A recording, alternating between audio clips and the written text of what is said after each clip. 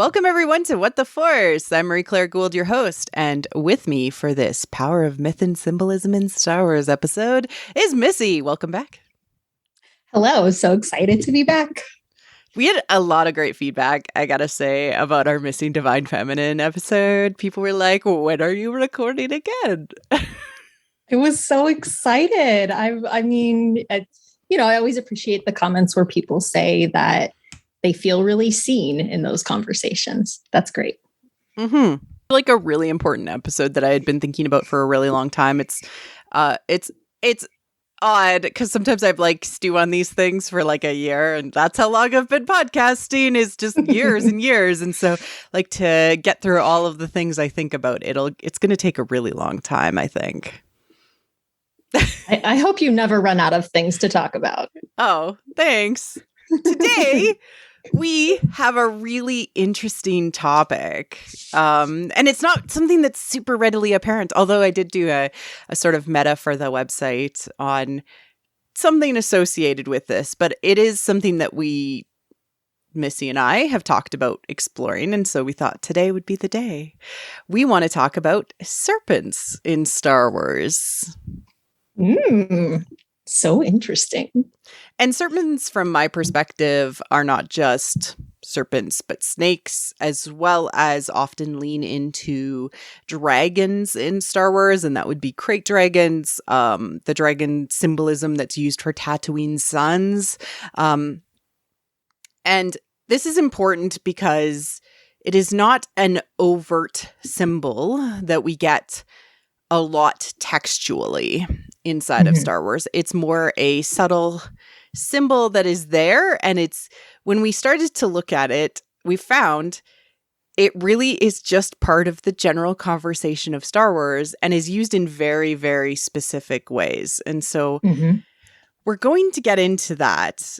But first, I just want to set people's expectations that when you look at the symbolism of serpents historically, it feels sometimes very contrarian depending on the cultures that you investigate and look into or the sacred stories that you look at. Oftentimes it's temptation or darkness or Satan, or it could be servants of the goddess, right? And there could be things going on from a patriarchal repression of matriarchal ideas that is happening in sacred stories, but I haven't had enough time to really think about that. So that's what's happening.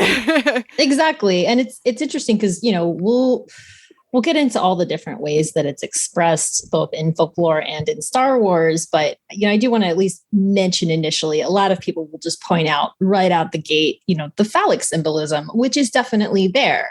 But what's so interesting about that is that it's not only masculine characters that, that might be depicted as snakes or with snake symbolism. And so it means different things depending on how that imagery is used and referenced. So I'm excited to get into all of that. Yes. And so we have kind of a thesis about this, which is that serpents in Star Wars express the cycle of dark and light in Star Wars and the connection between life and death. And so, again, this is to the cycle that Star Wars talks about, right? You live, you die, you turn into the Force, and then you live again? ? And so, kind of setting expectations, we wanted to talk about a few folklore type stories that really express a categorization of stories that will feel very familiar, and we'll try to explain how they tie to Star Wars or how they feel and fit. Again, there is way more. Snakes and serpents are one of the most common symbols in all of our stories as humans. So it's hard to categorize and narrow it down to just a few, but we're going to try to focus on the ones specifically that we're drawn to, that we see parallels to in Star Wars. That's a big disclaimer right there. Do you want to start out, Missy, with maybe one of your favorite versions of a snake story. Yes. I'm talking very snake-like. You are. Well done. Yeah, there's so many great ones, but I think that, I'm always attracted to the Search for the Lost Husband tales. Thank you, Raylo. You got me very, very obsessed with all of those things. But definitely one of my favorites, and it goes by different names. I think we've heard the Green Serpent and the Enchanted Snake and different names, but it's an Italian folk tale. And the basics of the story are that there is a couple that longs for a child. They end up adopting a snake as their son. And when he grows up, he wants a bride, and he believes that he deserves the daughter of a king.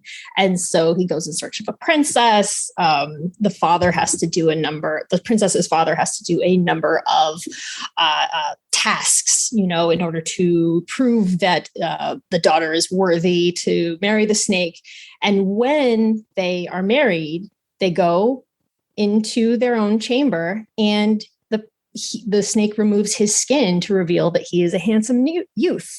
And he embraces the princess, and they are married. And her father is afraid she's being eaten. So he looks through the keyhole and sees that it's a youth, runs in, grabs his snake skin, throws it into the fire and destroys it. The prince-like character, the youth turns into a dove and flies away, and then becomes horribly, horribly ill. The princess, whose name is Granania, I hope I'm pronouncing that correctly, she then goes on a journey to recover him. She meets a wily fox who tells her how she can heal him, and it is using the blood of a fox. Oops, probably shouldn't have told her that. And some birds, which, by the way, that is something that appears in other similar tales as well. There's actually a story called The Green Bird, which is, I think, a Mexican folk tale in which the same thing. She has to use the blood of birds in order to heal. In order to heal the husband. So then she eventually finds him, and with the promise of his hand and this blood sacrifice that she uses, she cures her husband. He awakens, sees her to be his true bride, and they live happily ever after. So that's definitely one of my favorites, not just because it's a cool story, and I always like the ones where the heroines have a lot of agency and are really active in the recovery of the lost husband, but also because, to me, that's Raylo. Yeah, it is. I mean, it's 100% Raylo. In fact, it's funny. Tross is so frustrating, right? Because it has all of the pieces of these tales. They're just kind of rearranged a little bit that makes them not quite right, but it's all there. And confusing, yeah. So the Green Snake is actually probably the same template of story, but it's actually a French folk tale.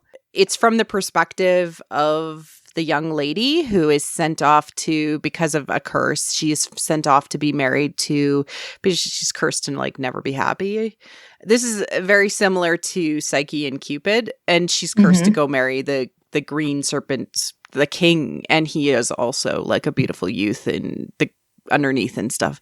And then she has to go through trials once the reveal happens to be able to save him, including going to Hades, right? So she has to go to hell. And that's why it's Psyche and Cupid, almost an exact interpretation of it, just with different names.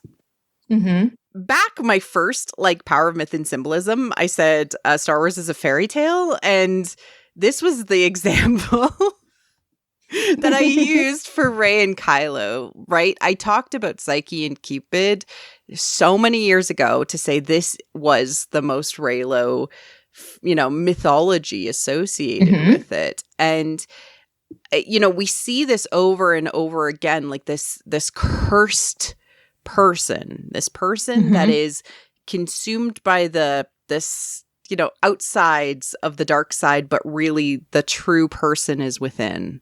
Hidden under all the darkness, all of the snake, the dangerousness of it. That's what's so interesting about these folklore and sort of transformational myths that have happened over the years, is that they retain those key elements to do with darkness shrouding the person.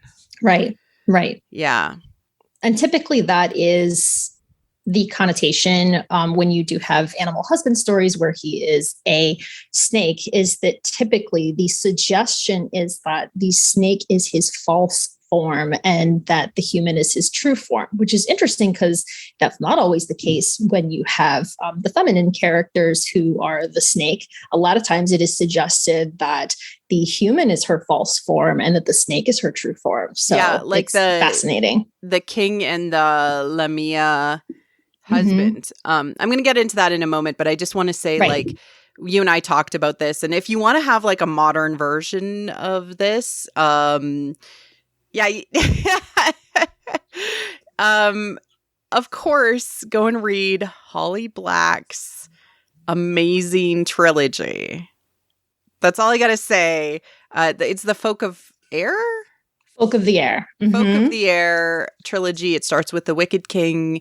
First one's Cruel Prince, Wicked King, and Queen of Nothing. And in the Queen of Nothing, there is a literal, like, modern, like, interpretation of this myth and folklore that plays out in the story, and it is like mwah.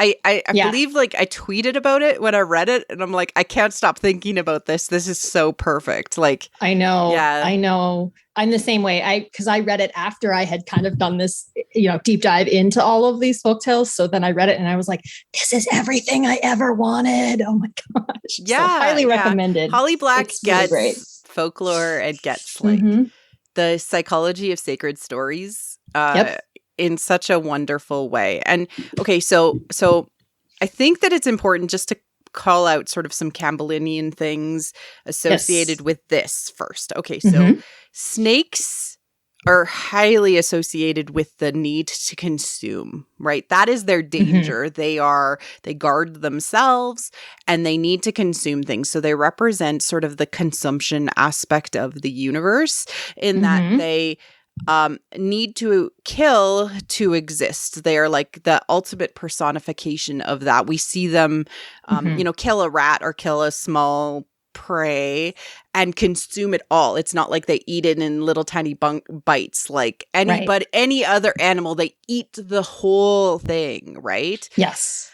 And that is, and then out of that, symbolically, they cast off death by, sloughing their skin. And it is to consume, you are reborn, which is like very dark sidey in and of itself, right? You were given power because you were able to consume. And it's very paradoxical. But it is important to keep that in mind when we think about how the symbolism plays out inside of Star Wars. Yes. Yeah, absolutely. Yeah. And so again, I want to make sure that we're trying to follow a clear thread here. But like you said, there's a lot of it is contradictory, I think, or contrarian, as you mentioned, the different meanings. But what's so interesting about that they must consume in order to be reborn is, we're going to get into the Oroboros, which is consuming its own tail. So in fact, it is consuming itself and being reborn. So it's the most explicit image of that cycle of life, death, and rebirth, which is really cool. And of course, it's used quite a lot in psychology. So yeah, and like from a Norse mythology perspective, there's a version of the Oroboros in that basically keeps. It's like the Wheel of Time. I'm reading the Wheel of Time, the first book, The Eye of the World, right now, and there's like all the snake eating its own tail symbolism. I'm like, I see what you're doing, but Jormungandr is the the world snake that is at the base of Isidril holding up Midgard, consuming its own tail, and as soon as he lets it go, that will be Ragnarok. That will be the end of time, because you cannot have a beginning without an end. These are cyclical things. You cannot have death without rebirth. You cannot have birth without death. These are it's the cycle, right? Like, so that's really, really important. Okay, let's talk about when the woman herself is a snake. Ooh. Oh man. Okay. All right. So many interesting things happening here. So I think I mentioned earlier that a lot of the obvious imagery that people will refer to when they're talking about snakes in folklore is that it is phallic symbolism and therefore frequently represents the masculine. We'll talk about this later, but of course we do see this in Star Wars in terms of especially Kylo Ren being represented by the snake.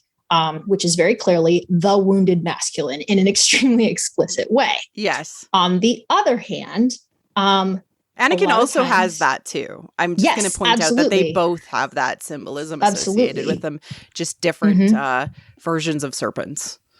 I think different emphasis, because and again, we'll get into all of this, but with Anakin, I think there's a lot more emphasis on the skin burning away and the rebirth aspects. It's emphasized. It literally happens multiple times in his story, not once, not just the obvious one, which is the immolation scene, but like literally more than once, at least. Like I think I can think of at least 3 times off the top of my head. So it happens a lot in the course of his story. So the other symbolism that you get with snakes, and especially with, as you mentioned, their need to consume, is actually feminine symbolism, because it's like, and I'm probably going to pronounce it wrong because I've actually only ever seen it written and never heard it said, but vagina dentata, I guess is how you say it. Yes. Yeah, that's what that is. Yep. Yeah, but it is. It's like, and so a lot of times in folklore, you'll hear it described as like, like the woman's sex is described as a rattlesnake's mouth or something like that. And you'll see this a lot. No, but like, it's definitely I'm making the worst face. I know. I'm sorry, but it is. And, but you'll see this, and, this, and the masculine characters in these stories have this fear of being consumed by the woman, and sort of becoming lost in the woman. And, you do actually see this in Star Wars. I think, doesn't Kylo get like eaten by the crate dragon and then he like busts his way out of it or something like, yeah. So like it's in there. I mean, they have it in there. And so that's what's so cool is that, they're not always super explicit with it in Star Wars. And yet they continue to pull on these myths because they are so ingrained in our psyche. Yeah. And it plays more with the idea that these are common cultural, symbolic, semiotic understandings of these symbols, and they are like, from a Roland Barthes perspective, they are shared amongst the culture, and they are repeated in our art and in our fiction, and not only that, but in our sacred stories. And so they come up again, and people use them when they're like, I'm going to lean into the symbolism a little bit, even unintentionally. When they're writing, it's just going to come out there. And it's like the muses, right? Well, the muses are this collective unconscious understanding of how to communicate to our other unconscious parts of our brain. And snakes are one of those things that speak to the very old parts of our brain that we don't always actively think about. In general, snake wives especially come off as like temptresses, or you have pulled the wool over my eyes and you are actually this person. One of my favorite versions of the snake wife, although it's many times she is seen as having a fishtail. It's very similar to the Lamia bride story. So they come from a very parallel perspective, but it's the story of Melusine. And literally everyone has seen Melusine. Do you know where she is on? Please tell. Everyone knows what Melusine looks like. She's the symbol used for Starbucks. Oh my gosh, that's so cool. So the like mermaid type person with 2 tails, That is Melusine. And she is like a water fairy that was basically, she was cursed that whenever she was in the water, and this is really the interesting thing that I love about it, which is she has her own set of power, and she gives she gives whoever can win her over and play by her rules, like fertility of the land and like that blessing, but you have to not want to consume her. So she needs to bathe privately. That's her one rule. And if you can't allow her to bathe privately, she will leave you. Yeah. So she comes with power that people, men, especially in the folklore, don't understand and want to consume and understand. And she's like, no, I'm the one that consumes to give you life. Yes. That's the snake symbolism in the feminine. That is what it is. It's really fascinating. Yes. And it's so cool because, so that kind of relates back to anytime you have lost husband, lost bride, either one, frequently that occurs because of the breaking of a taboo. And one of the most common taboos that is broken is this seeing someone, seeing the lover in a situation where it is intended to be private, it is intended to belong to them alone, and you're supposed to respect that.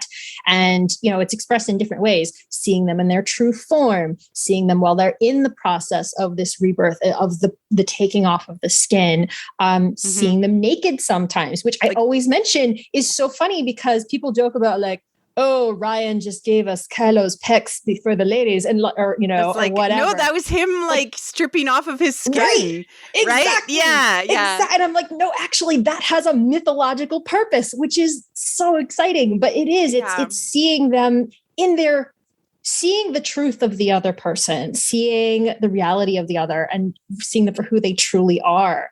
And that's both liberating and also extremely dangerous. And so a lot of times that is what causes, them to be lost. And that's literally what happens in all of Melusine's myths is that if they see her, she leaves and then they die. Yes. Exactly. Like they just magically die. Like that is the curse, right? The curse is that. And to me, this plays into the concept that snakes and those that have snake-like aspects are half in this world and the next, right? This is that tie to life and death. And, Campbell would talk about how, like in many myths, you have snakes who are either married, or even like sacred stories, you have them where they are married. And that is literally the next phase of your life, which is a mini death. And symbolically married to an actual snake is part of many cultures, or just, you're entering into this next phase of life, which will be that you're producing children and your life is no longer for yourself. It's for the children to exist past you. A rebirth in so many ways, to have your children now the core function of you trying to, allow them to live and have good lives, not just living for yourself to survive. This is all just like, he's trying to understand why these things exist psychologically, but they can mean other things, right? And I think that that's just really, really important, is that phases of life are considered to be deaths and rebirths in and of themselves. You graduate high school, you go to university, that's a death and rebirth cycle. You start kindergarten, that's a death and rebirth. Like these things, like you have to, it's all down to the line. Like, once I was a child, I put away childish things and I became a man, like that sort of concept is just part of how symbolically we understand transition. Yes. And I want to talk about how, to your point, that's part of the sacred stories. We see this over and over again, that, the snake is the tie between life and death, the symbol of that transition between life and death. And one of the cool ways that shows up is, I want to take us back briefly to the Adam and Eve tale. Oh, yeah. Because obviously that's how a lot of people recognize serpents in stories and associate it with that. And a lot of Christian mythology, and now I'm going to be sorry, we don't have the Rev here because she would absolutely set us straight. But but in a lot of shout out Megan Roburn. Yes. Sin is death. Sin is associated with death. So in that tale, when sin enters the world via the serpent, death enters the world, because prior to that, there was no death and there was no suffering. And now there is. Mm-hmm. And that's not just a Christian tale.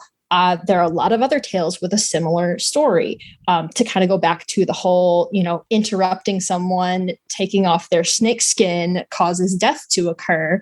There's actually a Congolese folk tale in which there's this ancient race of people, matriarchal people. They do not die.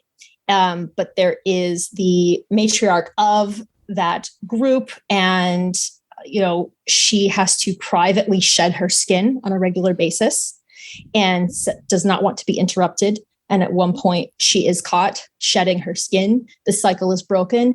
Death enters the world. And now those people die. And so you see this happening over and over again, that, the cycle is necessary. And when you interrupt the cycle, that causes death. To enter the world. Yeah. Right. Yep. Yeah. And you see with the example you gave of, Malusi? the one you did at the Norse. Oh, story. Gormingandr. Yes, that one. Yeah. But no, you see it there too. Like you said, it's like, when that cycle is broken, when they lose their hold on the tree, loses hold on the tree, that is when the death occurs, right? The Ragnarok occurs. So it's it's just interesting how, the cycle will always include life, death, rebirth. But death is emphasized more when there is a breaking of the cycle. Yeah. Yeah. Mm-hmm. And that's really, really interesting to think about. And I have to say, rebirth is not a problem in fiction. I think that's also a really important thing to point out, and why I'm weirdly super excited about the new Matrix movie. Not weirdly, because I watched the old ones. I watched the first one opening weekend. But the idea that, the Wachowskis went through a lot of pain and change in their lives, and they were like, you know what? Rebirth. Yeah. It's an opportunity for us to fictionally talk through what we need and potentially give people hope. That is exactly my jam. Yes. Yes. That's an excellent quote. I actually wish I had it on hand, but the quote, if anyone hasn't read it, from, I think, Lana, saying, that all of this loss prompted a desire to resurrect her characters. And I thought that was incredibly cool. Absolutely. And it's not even, to me, weird from a storytelling perspective. You and I, going through all these stories, a lot of them involve a symbolic or metaphorical or actual death in the story, and then a resurrection, rebirth, or rejuvenation. And I think it's important to take an aside and talk about what that means psychologically, because people get very caught up in the details about things being real in my space fantasy. And okay, but Ezra literally went into the Force, Ahsoka and Anakin and Obi-Wan literally went into the Force. These things are beyond just the norm. And the story itself has already pushed into these things where they've brought Ahsoka back from the dead and things like that. Symbolically, she was in the underworld. All that stuff. Okay. This is allowing ourselves to have the psychological framework to deal with the fact that we are different people than we were even the day before. Mm-hmm. Right? It gives us symbolism to allow ourselves to be free of the past. You experienced something painful in the past. You went through a trial. You have the scars to prove it. But symbolism of rebirth and rejuvenation allows you to step forward and be the new person, shedding that snake skin, shedding all of that baggage behind you. And truthfully, it's from the concept of like Jung and how Robert Bly talks about the human shadow. You have consumed as the snake, and thus you have sloughed off the death and the baggage because it's now in its proper place. That's what it means to us as people to have these stories, to have these fictional understandings of death and rebirth and rejuvenation. We went through the dark times and now we are seeking into the light as new people. But we're still partially snake, right? Because it's part of the cycle. It's part of the whole. It is part of, the light cannot exist without the dark. The dark cannot exist without the light, right? Yeah. And I mean, to that point, it's interesting, the snake imagery and the fact that the skin peels away from the outside and that now the true form that emerges was within, that kind of goes back to how snakes are frequently submerged or subterranean, right? It is something which is interior. It is something which is beneath. And so it's just fascinating the way it always is associated with that shadow because it is, it is underneath the surface. It's not visible necessarily. And yeah. And snakes and birds and a few other animals are psychopomps, which are associated with carrying spirits or communications between this world and the next. And that's because they are able to go literally like underground and into the underworld. Like that's like you think about our brains, like, when we were like, much younger as a civilization, we saw a snake go under the ground. We're like, you can just do that? You can just go into the underworld? Because the underworld where the dead lived, you buried them, they went underground, right? Yes. And snakes could go in and out and still be okay. And that in and of itself as a symbol for us makes us understand that there is more to this universe than necessarily what we can understand. And truthfully, when you die, you don't actually die other than your consciousness no longer being around. You still exist as energy. You are part of the larger universe because nothing can be created or destroyed from an energy perspective in this universe. I'm going to break into the circle of life from The Lion King. Please do. No. So yeah, but I mean, like these are actual things that are tied to how physics works and not just like our human understanding trying to make sense of this what feels like chaotic world that we exist in. It actually does tie back to how things actually work on a very, very, very macroscopic perspective. Right. Yep. Yes. All right, we've talked a lot about folklore, and we've only like gleamed into a little bit of the Star Wars stuff. But let's talk about I don't know, where do you want to start? Do you want to start with Kylo because he's kind of like the big guy? Let's start with exactly. Yeah, let's start with Kylo, and then I'm really excited to get into some of these other snakes that are in Star Wars. Sometimes obviously, sometimes not so much. But yeah, Kylo. I mean, so a few things. First off, you have mentioned, that you always saw Cupid and Psyche in this story. I totally agree. I know that I think Scavenger's Horde pulled this up too. I mean, like it just, I think this has just been something where everyone has really leaned into this idea that it's clearly. Yeah. I mean, Cupid and Psyche was the oldest version of Beauty and the Beast. So, right. Yeah. So it's definitely there. But in that, Cupid is described a few times as a serpent, at least in the Apellius version. So, we already get that imagery from the beginning. And then in He's sometimes described as a dragon in some versions of it too. He flies on black wings. Yep. Yes, exactly. Which a lot of people got very excited about with, Kylo's shuttle. Yeah. In Force Awakens, they were like, "What, black wings?" So he looked like a bat, like exactly. Right? Which ties that serpent, but dragon serpent imagery. And like in the medieval times, a serpent was often a dragon. I'm just gonna directly tie that parallel. So that's why we're talking about serpents and dragons in Star Wars, because from a symbolic perspective, they are the same. Yeah. And I mean, I think it was just based on the translation you would get, when you had illustrated manuscripts and whatnot, you might get,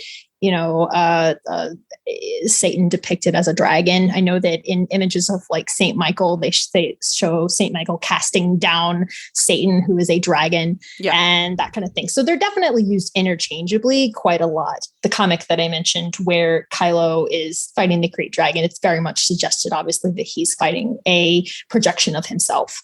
Or of his repressed shadow. And also, Darth Vader had fought that great dragon and failed. Yeah, he did the same thing. That dragon and failed, and it was like a kaiju type large creature.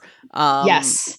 Yeah, and he had failed as well with that. But then Kylo was like, I'm going to shed off all this skin by being consumed. Yeah, yes. He allows himself to be consumed, and then he is able to burst out into his new form. It is really cool. But so in The Last Jedi, when Rey specifically says treacherous snake, and now it's explicit. Now it's not just suggested by imagery. Now she's actually referred to him by that. And the modifier of treacherous, it shows you what lens we're taking here as far as how we view his snake-like attributes, right? It is treachery. It is the dark aspects of himself. And this is where we start to get into this idea again of when it's a snake husband, it typically is the snake is not his true form. The true form is the human underneath. And what happens, I think 1 or 2 Force bonds later, he's now mostly naked. So now you see his skin in that. Exactly. Yeah. So you definitely see that with Kylo and with Ben Solo. And then eventually, I want to give you the chance to give your whole thing about the snake in Tross. But before we get there, I just want to mention that, eventually he sheds the skin completely. Right. He takes off all of his outer wear because he is healed. Yeah. Yeah. And the whole thing with, she's healed him completely after she stabs him. And as much as I hate that she stabs him, I don't really like that part. But I have to admit that it is mythologically consistent. It is. And yes. And there are a number of occasions where he sheds skin, not just in terms of removing something. I mean, when he takes off his helmet, every time takes off his cloak. Yes. Every time he takes off a piece of his attire, that is a shedding of the skin and a revealing of the self. I know that you've talked a lot about masks in Star Wars, and absolutely masks are the animal skin in many instances. Yeah. So he takes that off. But you also see, as we mentioned, the burning of the beastly skin is a huge motif. I absolutely want to go into how that plays out in Anakin's story, but in Kylo's, but in Kylo's story, you see it multiple times. When he smashes his helmet, there are little bits of steam and smoke rising from it. It's been burned away. Yeah, because he smashes it against the light or whatever, and it kind of burns it as it happens. Right. Yeah. Exactly. And then it happens again later. And even when she stabs him, again, I don't like that part, but mythologically it is spot on, because in Cupid and Psyche, she drops hot wax onto him and burns him. Burns him with the candle. Yeah. And East of the Sun, West of the Moon, same deal. This happens over and over and over in mythology. And so it's the burning, at the same time as the revelation of the true self. And so she burns him because the lightsaber is based on the mythology, both flame and steel, because she approaches him with flame and steel. So she approaches him with flame and steel. She burns him and then heals him and calls him by his true name. Yeah, that's also important. Yes, because his skin has been burned away and now he is his true self. So why is the burning important? I think because death is a necessary part of the cycle of life. And so frequently the way that snakes are either transformed or defeated, depending on their role in the story, is by death. In fact, to go back to the example you gave of Queen of Nothing, which, minor spoilers, I don't think this gives too much away, but when Cardan is transformed, the line that we get is, "No true love's kiss will stop it. No riddle will fix it. Only death." Mm-hmm. There is no way out of the form of the snake other than death. That is the only way the snake can be transformed. It is necessary. Mm-hmm. You must pass through death in order to re-enter into life. Yeah, it is a hard thing because unless there's symbolic rebirth that happens or actual rebirth in the story, fictional stories we're talking about, right? Mm-hmm. That we as the audience need that sort of resolution, especially in our modern times when there's already so much death around us. Mm-hmm. I hate to say that. Yeah. Would I have said this 3 years ago? No. But nope. We're here where we are. We need rebirth to give us hope. So that's my general plea out to listen to the audience that are creators. Symbolic death and rebirth and happy endings are required. That's where we're at. Okay, so to me, the burning away of the skin is just another version of consumption because fires consume. Yes. And that ties very much to the fact that the snake skin is sort of the version of the shadow that mm-hmm. we must consume so that we can own its power mm-hmm. and become our true forms. So it's a form of integration. It is a form of integration by having the burning happening symbolically, because it is both the power and the consumption at the same time. And the fact that your chosen, partner in life is part of that consumption and that burning is very mm-hmm. symbolic as well. It's a synthesis of the feminine and the masculine working together to create your new version. Absolutely. Yeah. Definitely. And I love that it's expressed that way. It's and this is where I go back to what I said before about how, trust is so frustrating because it's all there. Yes. You just got it a little out of order. Well, and part of my frustration with Tross in and of itself is there's deep symbolic meaning all throughout it. It gets it on so many levels, and I'm going to get into the Tross snake. But I literally, when I reacted to it, I'm like, it's like they knew what they were doing and then decided to throw half away as a sacrifice to Reddit. Yep. That's so frustrating. Yeah. The scene is too deliberate. It's too deliberate to have been truly accidental. It's too deliberate. So, okay, we're talking about, they arrive on the Cool Festival. They go through the desert and they fall into the underworld.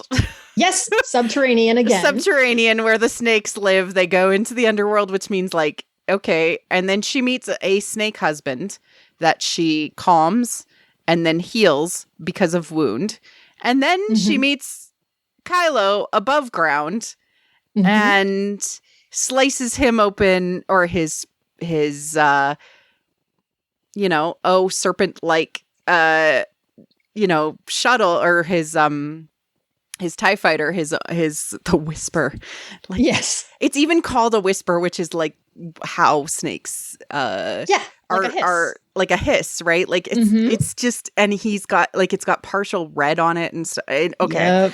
And looks semi-bull like, which, okay. So when Joseph Campbell talks about snakes, he compares them to bulls because of the symbolic marriage aspects of it. It's literally like snakes and bulls together. And those are the two symbols we get like back to back inside of Tross. I'm like, they were trying to do something Joseph Campbell was talking about to do with symbolic marriage and death.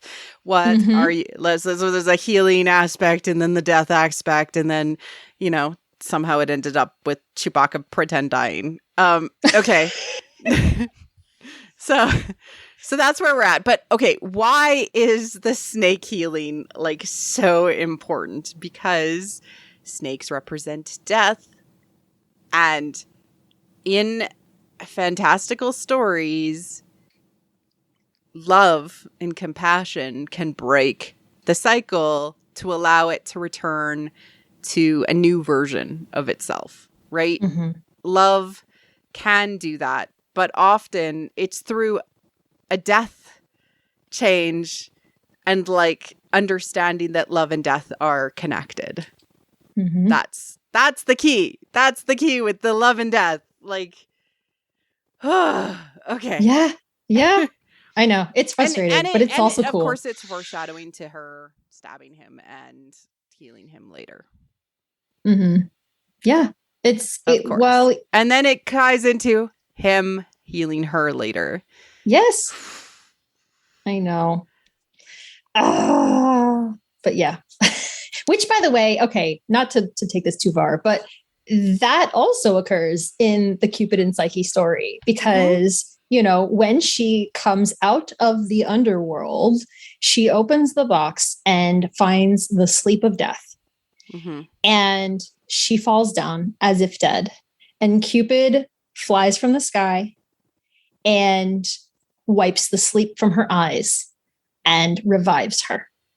So again, it's all there. There's only that one part that really breaks it. Otherwise, it's all there. If it had followed the mythology more, she would have gone with him to the afterlife or into the Force at that moment. Yes. Like they both would have left. And it would have they both would have transcended. Right? Yeah. Yes. Not in like they would have become like Force gods or something like that. Right, like exactly.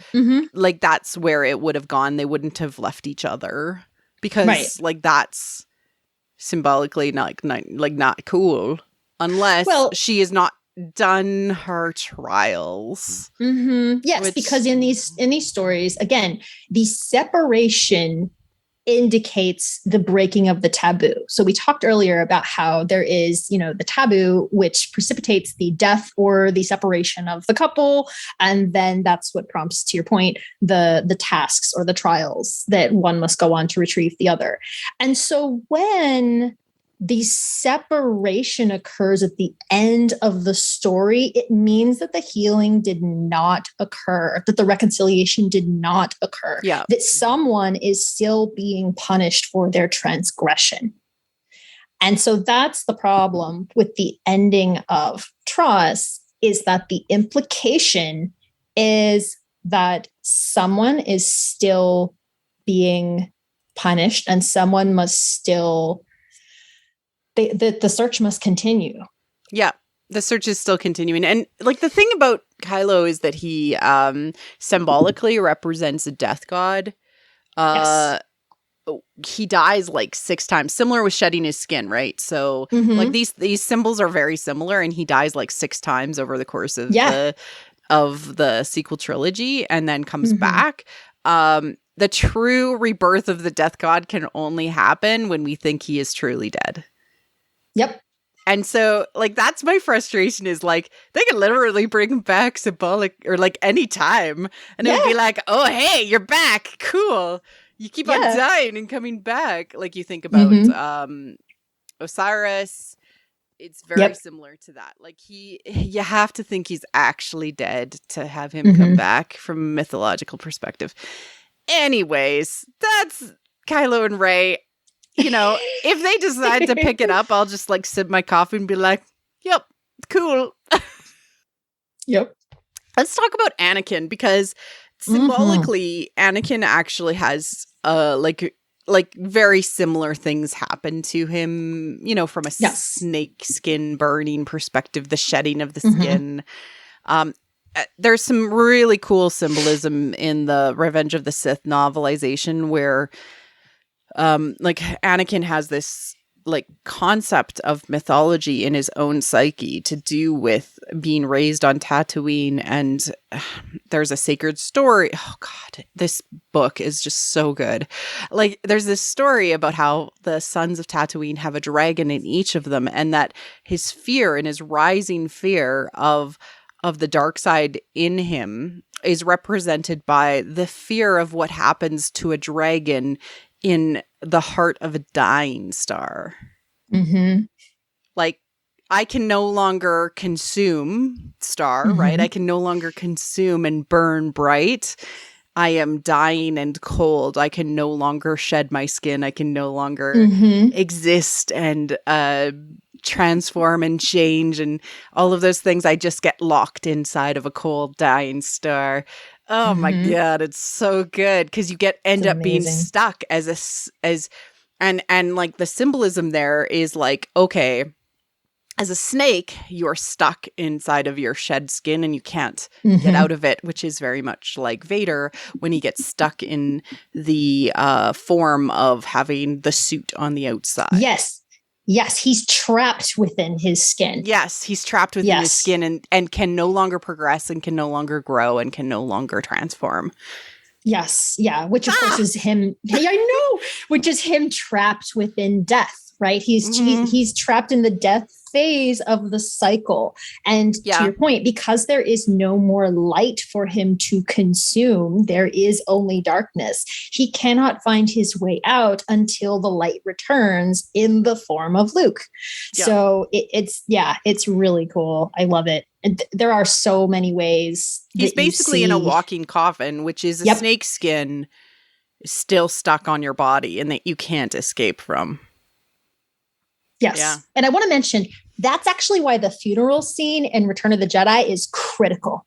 Yeah. It is so important. And I feel like a lot of people don't understand how important it is mythically. It is vital that, and look, people have differing ideas of like, you know, we didn't see Anakin disappear on screen, but we do eventually see him as a Force ghost. So, you know, we are to understand that he passed into the Force, but it doesn't actually matter whether his corporeal body was inside the suit when Luke burned him. That's irrelevant. The point is that is Luke burning the animal skin. Yeah. He is burning away the snake skin that entrapped his father and freeing him to move on. It is. I love it. It's also like why I'm obsessed with like reverse Anadala still. Like to this day, I wanted them to be like the souls of these people that were trying to be given another chance to get it right. And the parallels themselves that exist within the story are frustrating because they're so similar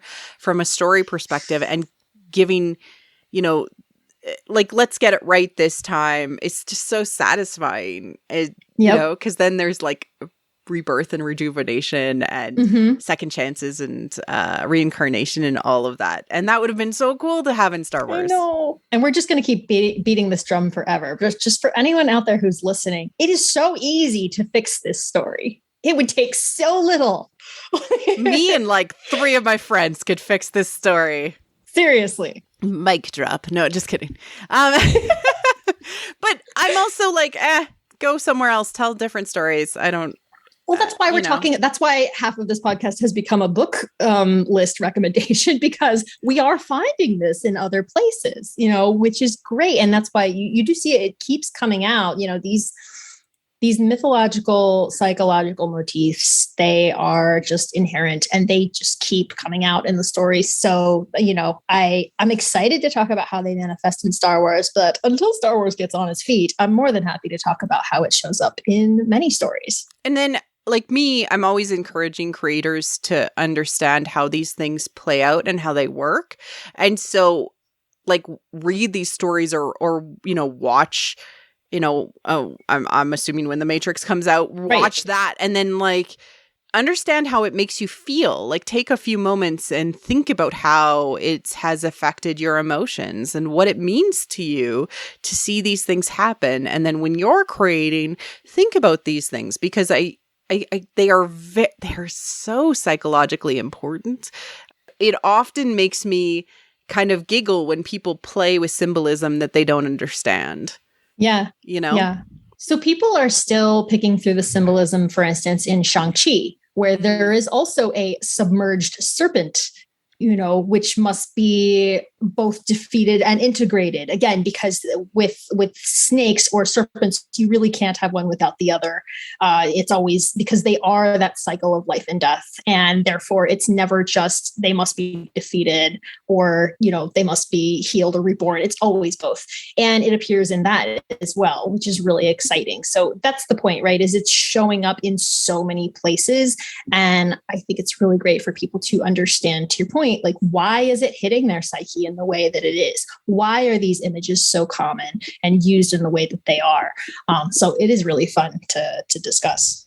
Absolutely. And before we go into kind of some generic, not generic, but like, hey, these things showed up in these ways, a potpourri survey. But I did want to talk about Morley just a tiny amount in relation to Maul. And like, to your point, you can bring up the stuff about Dathomir and all of that, I think would be really cool too. But Morley is the anacondas. They literally like a snake species that has a voice. And he is on the junk planet of Lothal Minor, which is a hellscape filled with forgotten junk. Even pristine places like Naboo send their trash there. Like literally, it is considered to be an underworld, and it looks like hell, right? Because there's fire and junk piles, and then he himself goes underground, leading the people or leading Savage, who is the living half of Maul, like because they're twins, to find Maul, who is stuck in the underworld, right? He had died, straight up died. According to us, we thought he was dead, right? And Savage finds him, and this is like Morley has been feeding him in the underworld by bringing him prey, and then Morley gets a piece. I love this so much because like symbolically it's like what happens when you go to the underworld. You eat of the underworld and thus you are stuck there. Yes. And it takes somebody who loves you to bring you out. And but there's the consumption too, right? Yeah. There, the consumption is necessary, and yet it is, are you consuming death or are you consuming life? And that tells where you are in the cycle. Yes, absolutely. I also think that, Morley could be the sun. And I've written a meta on this, that he could be the miniaturized psychopomp that represents the sun, much like the Convery represents the daughter for Ahsoka. Like this could be the other half of Maul's transformation. If Maul comes back from the dead at some point, I'm not going to be surprised after being killed by Obi-Wan. Just put that out there. I won't be surprised. You can hear it here. If he comes back, I'll be like, yep, there he is. Especially if it's in regards to Ahsoka, because they're tied, which is so interesting. They're tied together. Yeah. They are. But then, so Savage actually takes him back to his mother, who gives him new skin. Yes. It's really cool. And I mean, so it's interesting too, because he's also spider-like. And in some mythology, spiders and snakes are very closely associated. They're, they both represent cunning. They both have an association to death and the cycle of life. It's really fascinating that, he is attended by a snake, and he is also in the form of a spider. And together they are kind of ruling over this underworld and seeking a path back to life, which is incredibly cool. It's like so symbolic. I love this episode. I hated it when I first saw it, but now I'm like, this is just so cool. Like, symbolism perspective.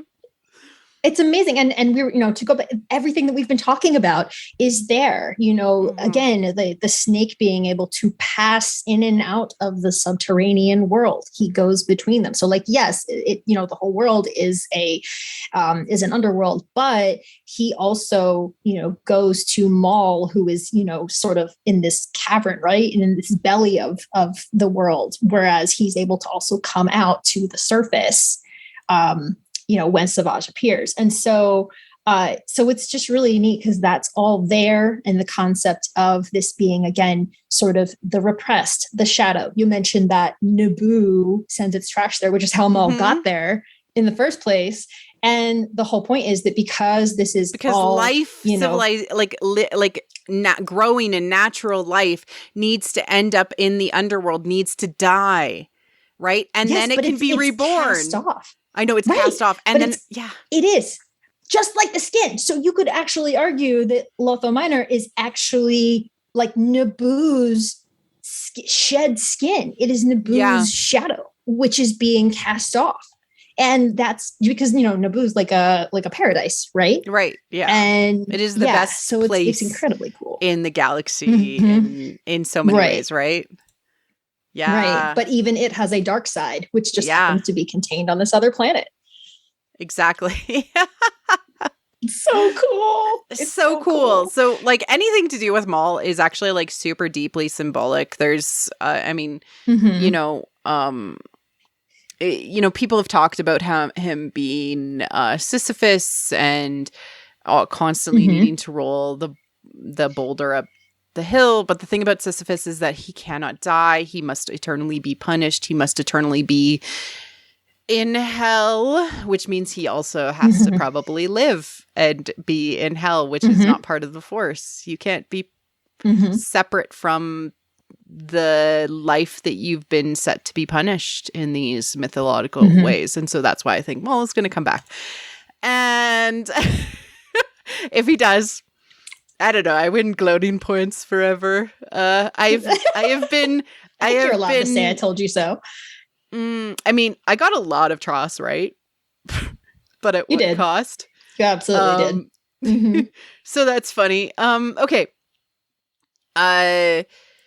There's a couple of instances of snake symbolism. I'm sure there's more. We've talked about crate dragons in of itself. Did we want to talk about Mando and the serpents and how you have to go into the snake to destroy it?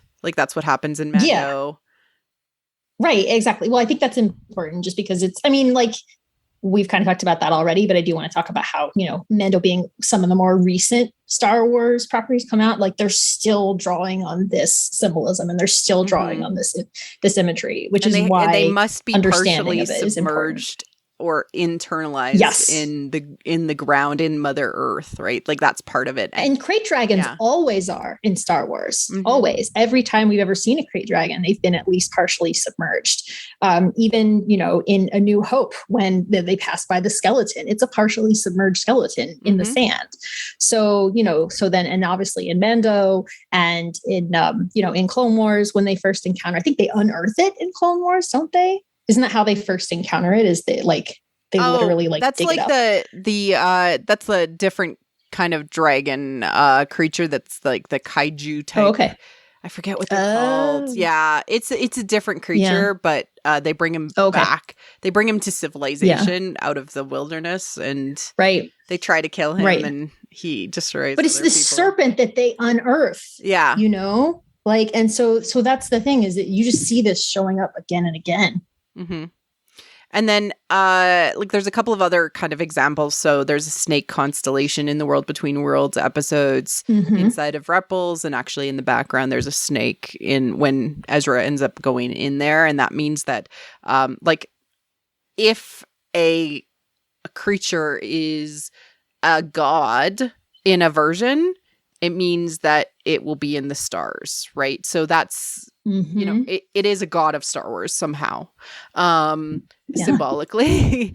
There's the in Resistance when Kaz goes to the Jedi Temple on that one planet. There's snake and fish symbolism, which is like quite common from a Christianity perspective. They would build churches over top of sacred pagan sites, and also has been quite common since the EU inside of Star Wars, by which Jedi temples are built over top of Sith temples. As a way to basically like that symbolism. I mean, it's saying that there's something wrong with this because it's not integrated, it's over top of. So it's just as bad as, it's like forcing your snake skin to stay on. Right? You can't grow and stretch and there is no cycle.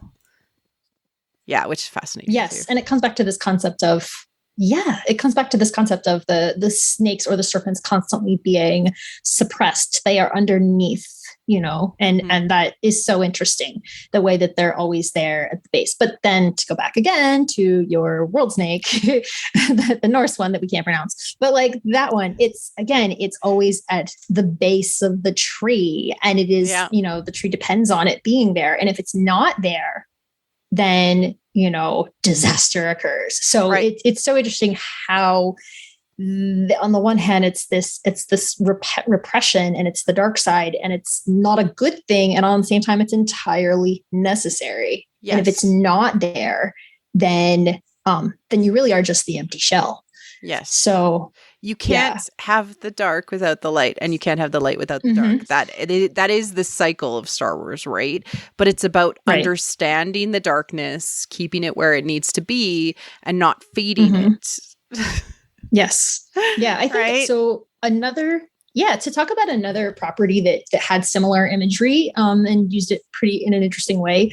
So Korra, Legend of Korra, had the two deities, which were the dark and the light, and neither of them could ever be permanently killed because they would always live in the heart of the other. And they would be reborn from the heart of the other. That was always so cool. Yeah.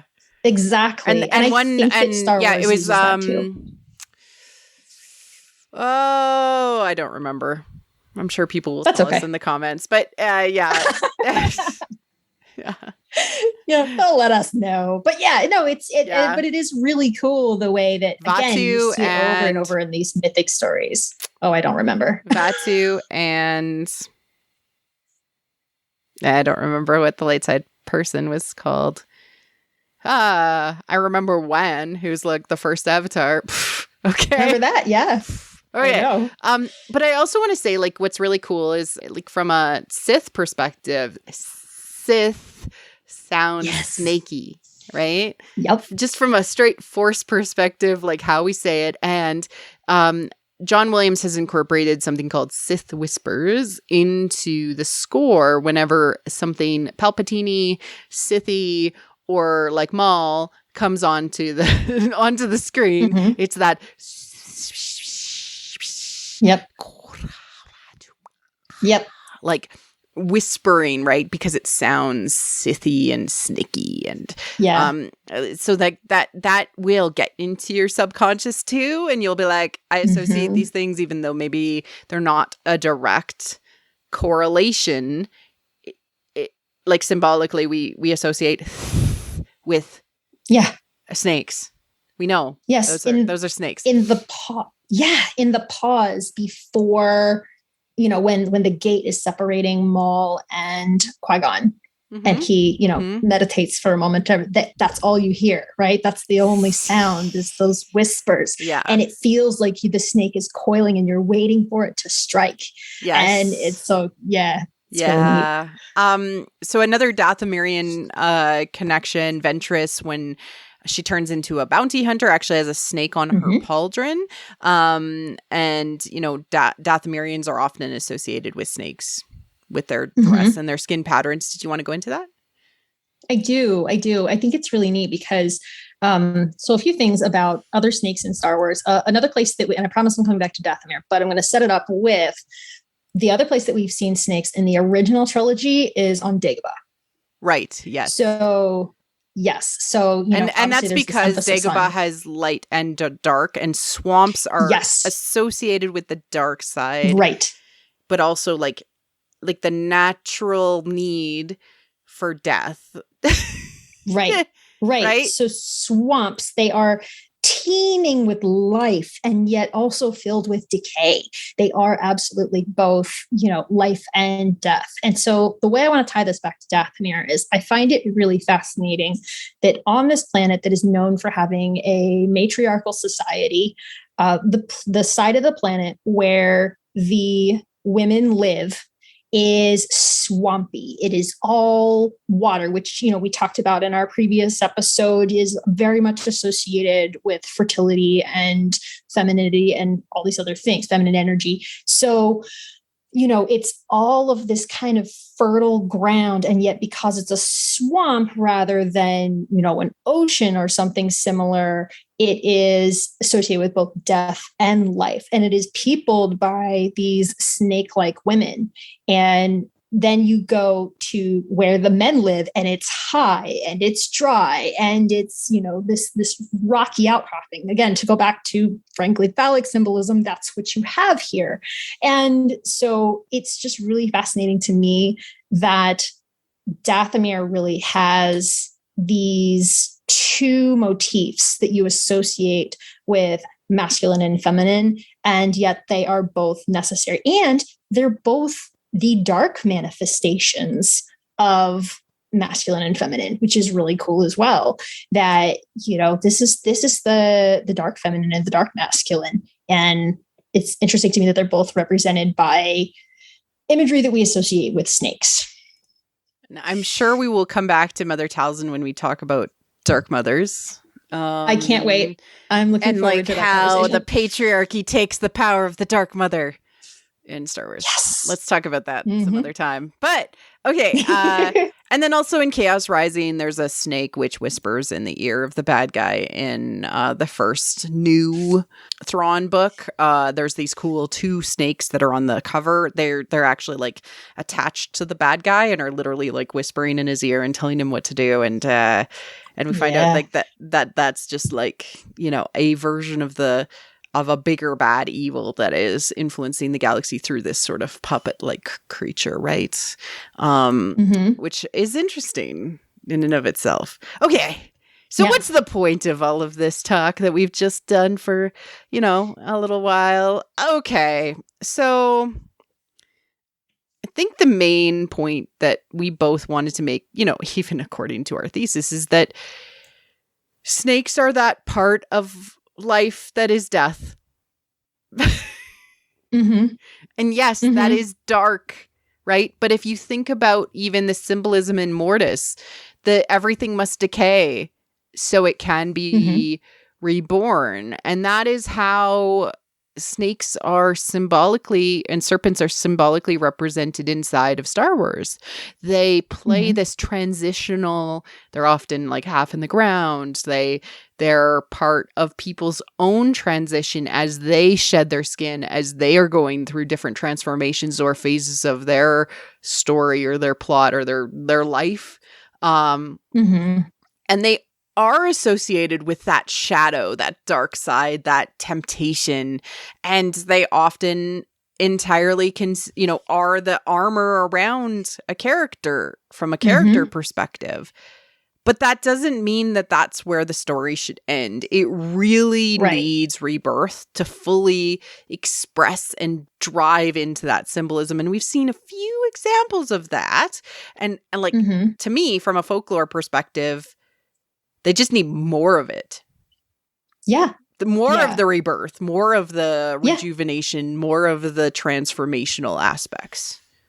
Yeah. And I want to kind of dive into that real quick to wrap up. back to what we were talking about earlier when we talked about the Oroboros. So again, snake eating its own tail represents the collective unconscious. The other thing that it represents is the state of a person who has not yet achieved individuation, which is the knowing of oneself separate from the collective unconscious. It's me, my personally knowing myself as separate from, my parents and the culture that I was born into. And what's interesting about this is that in Star Wars, especially, the cycle that we have seen frequently is arrested in the death phase. Yep. Somehow we don't always make it to the rebirth phase. And what you really need, again, to go back to that example of, Ragnarok must eventually occur, is something to break that stasis, which then causes the cycle to continue and prompts the next phase. We need a massive universe death and a rebirth. Right. That's what we're saying. But the only time I think I've seen that happen on a character level in Star Wars, at least for me personally, and I'm sure it's happened in other places, but this is the most distinctive to me, is Luke. Luke's choice to cast down his lightsaber and not kill his father is his refusal to remain in the death state. Yes. It is choosing life. And that is what prompts the rebirth. And that is also his individuation, his knowing of himself, separate from, his parents and mentors, because everyone at this point has been telling him, oh, well, you have to kill your father. You have to. That's just what you have to do. Yeah. And he No. We had to break the death cycle. That's or the death being stuck in the skin. That's what's that's where we're at, right? He frees his father from the skin. Yeah. Yes. And that's what we need. That's what we need. And there was rejoicing. So and then yup. Do. Yeah, and then we have an Ewok party. Yeah, then we have an Ewok party. Like I don't know how clear we can be, like, with the symbolism of Star Wars, but it is what it is. But that's where we need to break. And Rey's moment of individualization didn't actually happen. Her choice was actually to save it didn't. Kylo. But that wasn't the full healing of what she needed to go through. Well, at the end, she associates with the mentors again. So she has now it's almost like she's chosen to return into the state of unconsciousness. She never achieved full consciousness and knowing of herself. Yes. And so certainly because she returned literally back to being the little girl on Jakku. And this is my big thing. Like, I think I talked about it during my Tross reactions, and I haven't really tried to talk about it since then. But when you choose to be back done, in your mentor or guardians, you're literally choosing to go back to the start of the threshold and say, yep, that wasn't an adventure. Like, you haven't grown, you haven't learned, you didn't complete your journey. And sometimes that does happen, but it literally is like a symbolic Chekhov's gun to say, well, we're waiting for you to fire that gun, Rey, and individualize and take on your own trials that are truthfully your own. And she wasn't ever given that opportunity, truthfully, to finish her journey. Well, and it's a state of psychological death that she is trapped in. Yes. And on a dead planet, that's what we want to burying see. Things. Mm-hmm. Yep. So that's what we want to see her break out of, and to see Star Wars break out of is remaining trapped in death, which is not to say that death isn't necessary. Again, it's vital for the cycle, but it's the cycle that is important. So we need more of the rebirth and the life phase. And I hope we get more of it. Like, if I had been in charge, what would I have done? I would have, like, to our last podcast, had Alderaan and all of the planets destroyed by the Empire magically return. And it would have been dope. Mm-hmm. And then it would have been a fairy tale again. Yeah. And I would have been like, yes, fanboys complain. But this is important psychologically, right? And If the Matrix is like Matrix number 4 does what I think it's going to do, I think we'll see more of these stories in our society, and that makes me happy. Yes, I certainly hope so. Yes. Well, Missy, this was a fun episode. It was. Who would have thought? Serpents. Well, I know. With that, where can people find you? I know we are already planning our next episode. Don't worry, folks. Oh boy.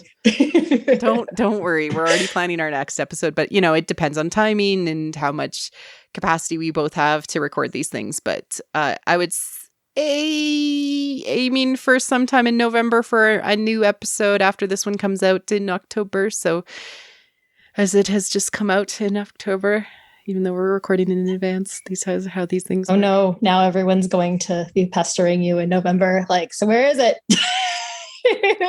I'll make it happen. I'm enjoying these. This is bringing me a lot of joy. And as I always say, seek joy. Missy, where can people find you if they're looking for you or your meta or your thoughts online? Yes. Again, you can find me on Tumblr. All Girls Are Princesses. That's where most of my meta is for Star Wars. It is actually my pinned post of like 8 different essays I wrote about all of this. So feel free to have fun. And then on Twitter, again, which is where I'm most active, you can find me at fangirling only, FANGIRLING _0 for the ONLY. And with that, we will have you around next time, I'm sure, if you enjoyed this topic. Cheers. I did. Thank you so much. Bye.